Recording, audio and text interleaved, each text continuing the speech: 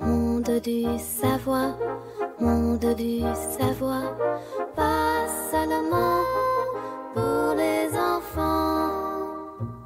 Bonjour chers explorateurs au Parc du Savoir. Saviez-vous qu'il est possible d'apprendre à la carte graphique de votre ordinateur à travailler de façon plus intelligente et pas forcément plus dure? Au lieu de lui donner plus de puissance, on peut parfois lui en donner moins. Cette astuce s'appelle undervolting. Comment se fait-il que diminuer la tension puisse améliorer le fonctionnement de l'ordinateur?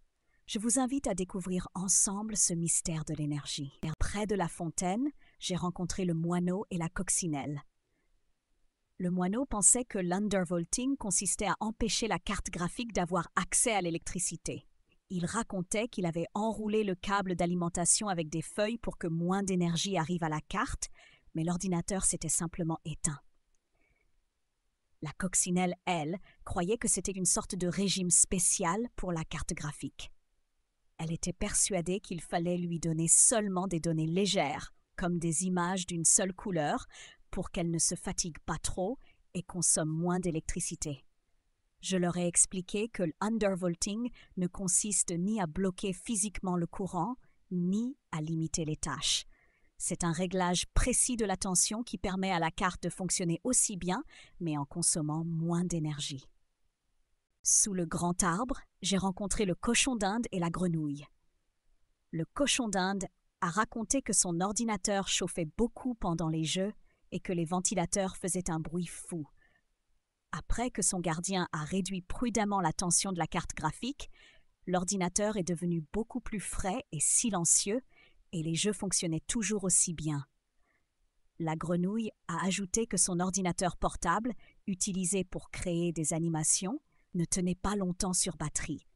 Après avoir fait de l'undervolting, l'ordinateur consommait moins d'énergie et elle pouvait travailler dans le jardin beaucoup plus longtemps sans avoir besoin de le recharger. J'ai été d'accord avec elle, sont d'excellents exemples montrant comment l'undervolting peut réduire la température, le bruit et prolonger l'autonomie. Sur le chemin de promenade, j'ai rencontré le chat et l'abeille. J'ai voulu tester leurs connaissances et je leur ai demandé ce qu'ils savaient sur l'undervolting d'une carte graphique. Le chat a expliqué que c'est le fait de diminuer la tension qui alimente le processeur graphique tout en gardant la même fréquence ou presque. Il a dit que les fabricants mettent souvent une marge de sécurité sur la tension et que l'undervolting permet de trouver la valeur la plus basse qui reste stable. L'abeille a ajouté que le but principal est de réduire la consommation d'énergie et la chaleur produite. Ainsi, la carte graphique peut fonctionner dans de meilleures conditions. Je les ai félicités pour leur connaissance en résumant que l'undervolting est une optimisation avancée qui permet d'obtenir une meilleure efficacité énergétique sans perdre en performance. Chers explorateurs, aujourd'hui nous avons appris ce qu'est l'undervolting. Nous avons compris que c'est l'art de trouver l'équilibre parfait, où la carte graphique fonctionne à pleine puissance tout en consommant beaucoup moins d'énergie. C'est comme apprendre à un coureur à parcourir la même distance en se fatiguant 2 fois moins. Mais souvenez-vous, cette méthode est faite pour les découvreurs patients et prudents. À bientôt pour de nouvelles aventures au Parc du Savoir.